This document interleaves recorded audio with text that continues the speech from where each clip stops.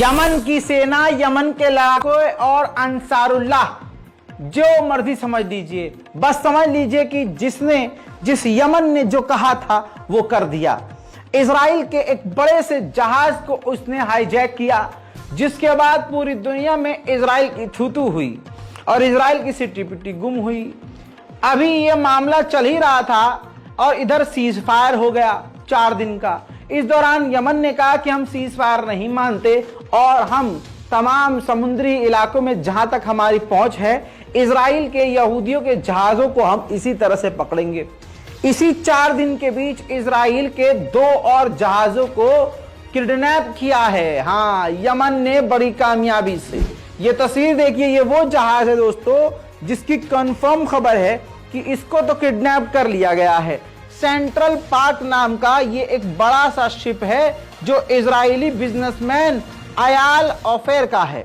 जी हाँ, Ayal offer Israel का एक बड़ा बिजनेसमैन है और बताया जा रहा है कि ये हौथीज ने हाईजैक कर लिया है।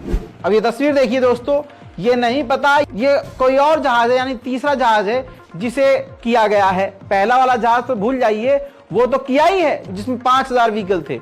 ये तीसरा शिप है जिसे यमन के मुजाहिदों ने पूरी तरह से घेर के उसको जब्त कर लिया है और यमन के अपने इलाकों में ले गए हैं।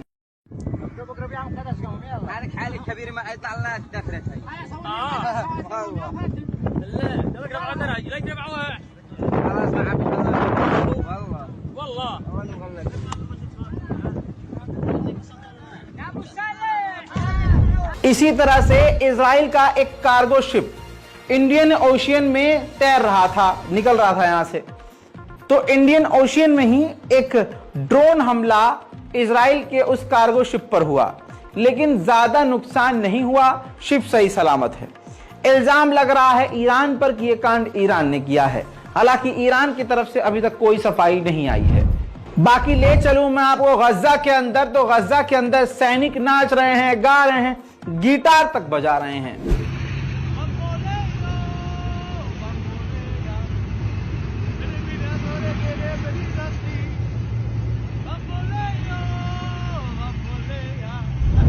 उधर ईरान के विदेश मंत्री ने कहा है कि अगर अमेरिका का सपोर्ट इजराइल को नहीं मिलता तो इजराइल गजा पर और हमले न करता और इतने वार क्राइम कभी न करता। स्पेन का एक बड़ा शहर बार्सिलोना, जी हां, काफी फेमस, हॉलीवुड की ज्यादातर फिल्में यहां पर भी शूट होती हैं।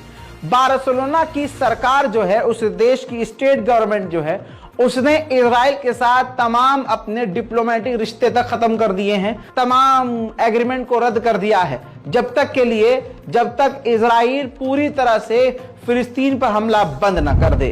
जोरदार तमाचा दोनों ही गालों पर इजराइल के 2 देशों ने मारा, स्पेन और बेल्जियम। मुसलमान देश इन दोनों देशों का नाम अपने दिमाग में डाल लें और बच्चे जनरल नॉलेज को अपडेट कर लें। बेल्जियम और स्पेन ने जॉइंट स्टेटमेंट जारी किया। दोनों ने एक साथ अपना बयान जारी करते हुए कहा कि इजराइल को तुरंत इसी वक्त हमले को परमानेंटली बंद करना चाहिए, सीज फायर होना चाहिए, 2 स्टेट सॉल्यूशन होना चाहिए।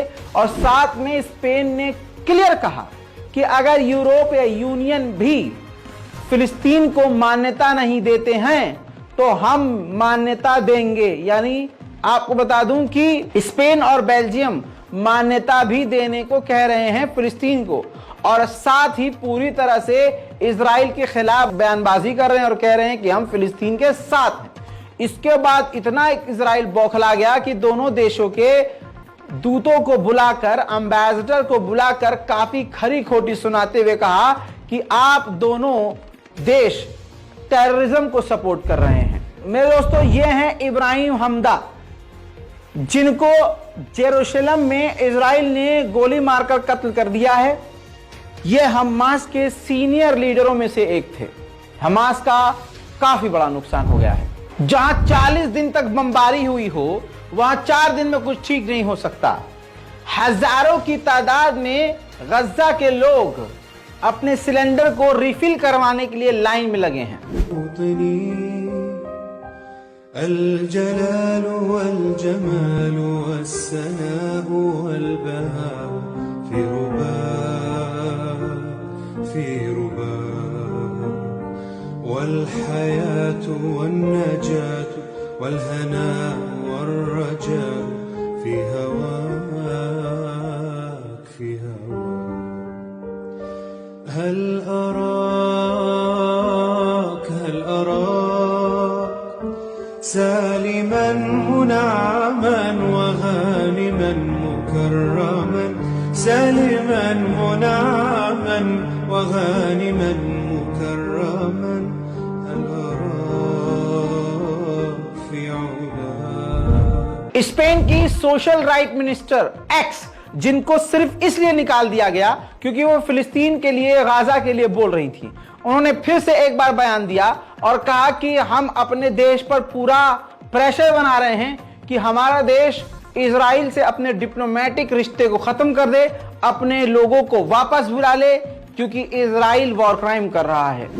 Aquí, en España, la presión social y política y ese movimiento por el fin del genocidio ha logrado que finalmente el presidente Sánchez se haya tenido que mover y que España, aunque sea tras mes y medio de asesinatos masivos de civiles, haya retirado por fin a la embajadora en Israel. Esta tensión diplomática es una buena noticia y es el resultado de una opinión pública crítica. Desde aquí, quiero pedirle al presidente Sánchez que ahora que ha podido comprobar por sí mismo que un Estado genocida como el israelí no se le puede frenar únicamente con palabras, es el momento de dar un paso adelante definitivo y acordar medidas concretas. Romper relaciones diplomáticas con Israel de manera definitiva hasta el alto al fuego, sanciones económicas ejemplares contra Netanyahu y contra su cúpula política, exactamente igual que se hizo con Putin. बात करें आंकड़ों की तो 40,000 ton Israel गजा पर बम गिरा चुका है। यानी इतने खतरनाक और इतने भारी बम और इतनी मात्रा में बम कि इतने बमों में पूरा का पूरा शहर नहीं, पूरा एक देश तबाह हो सकता है। दोस्तों, परमाणु बम की शिद्दत वाले बम ये गिरा रहा है। 7 अक्टूबर से अब तक इजराइल ने फिलिस्तीन के इलाकों से 3,200 फिलिस्तीनियों को गिरफ्तार किया है। सोचिए, और ये गिरफ्तारी बिना किसी वजह है। देखिए, नेतन्याहू का बयान भी आया। नेतन्याहू ने कहा कि हम इस सीज फायर को बढ़ा सकते हैं, शर्त यह है कि हर दिन हमास को हमारे 10 कैदियों को रिहा करना होगा। החזרנו הערב עוד קבוצה של חטופים, ילדים ונשים, ואנחנו מתרגשים עד עומק ליבנו, העם כולו, כשרואים את האיחוד הזה של המשפחות, פשוט מרטיט את הנפש. דיברתי עכשיו עם הנשיא ביידן בהתרגשות רבה, כמובן גם על הילדה הקטנה אביגיל. איזה אושר לראות אותה איתנו, אבל מנגד איזה צער שהיא חוזרת למציאות שאין לה הורים. אין לה הורים, אבל יש לה עם שלם שמחבק אותה, ואנחנו נדאג לכל צרכיה.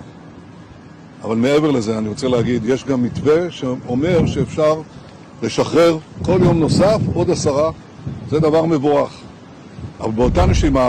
वहीं आयरलैंड के प्रधानमंत्री ने फिलिस्तीन को सपोर्ट यानी गाजा को सपोर्ट करते हुए एक बयानबाजी के दौरान उन्होंने कह दिया कि गजा के अंदर यहूदी लड़की खो गई है।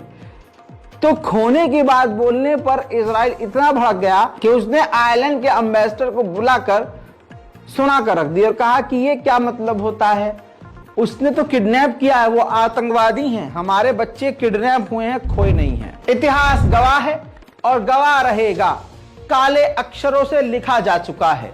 इजराइल ने 67 पत्रकारों को गजा के अंदर कत्ल कर दिया है।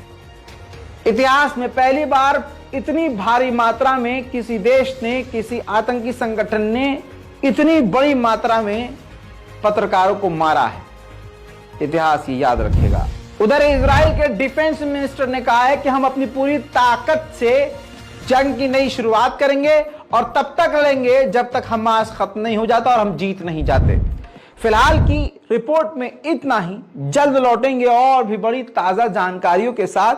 इससे पहले की रिपोर्ट्स को जाकर जरूर देखिएगा और इंतजार कीजिए हमारे अगले अपडेट का। तब तक के लिए जय हिंद।